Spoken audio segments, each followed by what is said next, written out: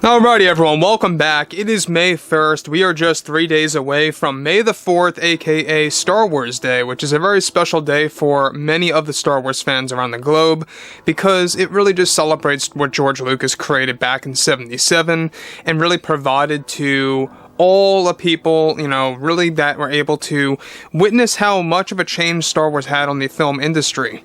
This is Mike Zero. Subscribe if you're new and like this video to see future Star Wars updates. I'm also on Twitter at Mike01. I thank you all so very much for the great and kind support. So let's get right to the chase. Now, we know that there's a lot of things happening right now with Star Wars. There's a lot of TV shows in development in different stages, by the way, I must add. We have a lot of Star Wars movies coming up and about. We have the Rey film, Dawn of the Jedi, and the Dave Filoni movie for starters. Then we have other films, and this is exactly what we're going to be talking more about a little bit later, but before I get to that point, what's really interesting is what the Disney executives are putting together simultaneously as we speak to really boost the enthusiasm for Star Wars fans. That's one thing that Disney feels that they have to do a better job with, is that they have to boost the excitement levels of the Star Wars fandom right now. That's all that they really care about. That's why Celebration took a break from announcing a lot of Star Wars TV shows. They wanted to focus more so on Star Wars movies and everything related to that in that sense. D23 is going to be the home of new Star Wars show announcements. Now, with that being all put out there and said, what's even all the more exciting and more engaging has a lot to do with exactly what Disney and Lucasfilm are doing right now behind closed doors, involving their strategies to really bring the Star Wars fans back. And a lot of this has to do with new projects. Now, right now, Lucasfilm is preparing to develop a handful of new Star Wars shows and movies that will be announced later this year. However, as of right now, Disney CEO Bob Iger and the executives are getting ready to move in on obtaining a big, valuable actor for Star Wars. It's noted that Keanu Reeves and his agent has been in the talks with Disney on bringing Keanu Reeves into both the Marvel Cinematic Universe as well as the Star Wars franchise. This is all connected to the upcoming Old Republic-centered movies, where Disney wants Keanu to portray Darth Vitiate, aka Valkorion, which would serve as the new big bad in the Old Republic era of films, that are going to be treated as a trilogy. However, right now, Valkorion is so far meant to appear only in the first film, with the chance of appearing again in the second and third, and that Keanu is now finally in serious talks to join the franchise. Disney is preparing to announce these plans and films by this fall to the entire world.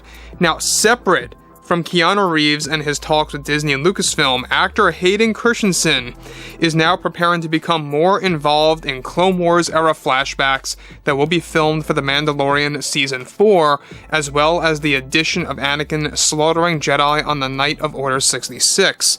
Now, of course, we know that Hayden Christensen is an actor that really deserves all the limelight that he gets. We've seen that Hayden really was out of the spotlight for a very long time when it came to Star Wars. We haven't really seen him in a long time until the Kenobi series, and it's unfortunate because Hayden's return ever since 2005, in the Kenobi show, was a project that got so much criticism and so much backlash, and it's just so unfortunate that's what he was involved in after many years of being absent from Star Wars. So basically, John and Dave, they are ready to give out their version of Anakin and Darth Vader in multiple ways in the new Mandoverse, so to speak. We know that in the Ahsoka series, Dave Filoni had the chance and the opportunity to bring back Darth Vader. That's another subject for another time. But there's a lot of things happening with the whole system between both Keanu coming into the Old Republic films and Hayden coming back into the Mandalorian universe in the forms of flashbacks. Now look, we know that John and Dave are really dedicated to expanding and enhancing those old, or those Order 66, I should say, flashbacks to continue the story of what really happens there. Jon Favreau even said that he wants to bring back Keller and Beck to really be another focus on the story. Now, here's the thing about this, is that this is definitely good, because it really gives fans the opportunity to get new characters like Valkorion in the OR trilogy, the Old Republic movies, as well as the return of Anakin again.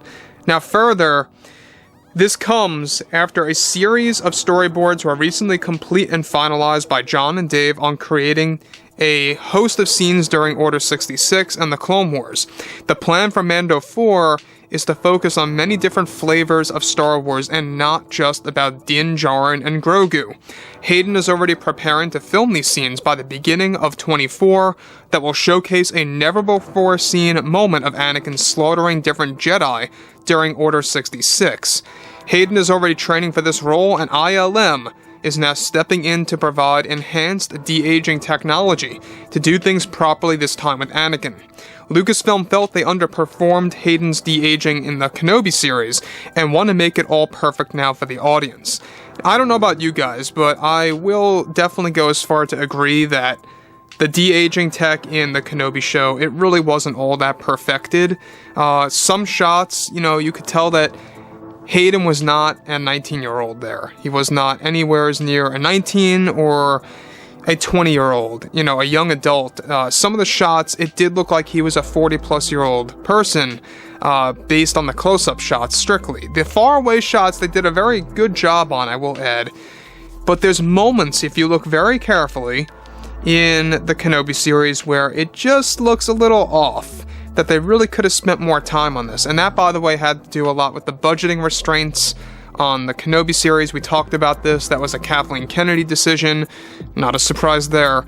And there's a lot of also, other factors that went into that, but we'll talk about that another time. But the thing about this that I find to be the most engaging is the fact that we have Hayden and Keanu being a big focus in the upcoming Star Wars lore, the projects, whatever have you. Who doesn't love Valkorion, right? If you're a hardcore fan, Valkorion is like the emperor of his time. He is like the Palpatine of the Old Republic era. And that's what I like so much about that character, is that there's so much to tell. It's a character that is, a Sith that jumped from body to body over many, many years.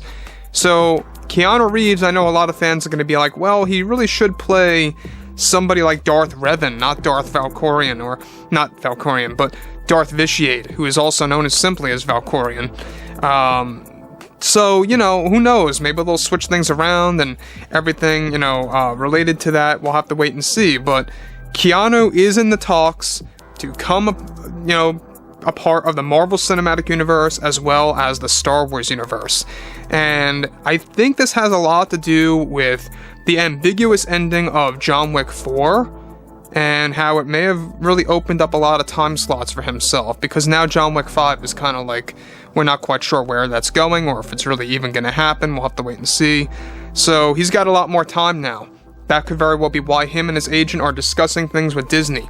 So overall, guys, fill me in below in the comments what you all have to say about this below. And if you guys did enjoy the content for today, make sure to drop a thumbs up on this video to support the channel, and I will catch you guys next time.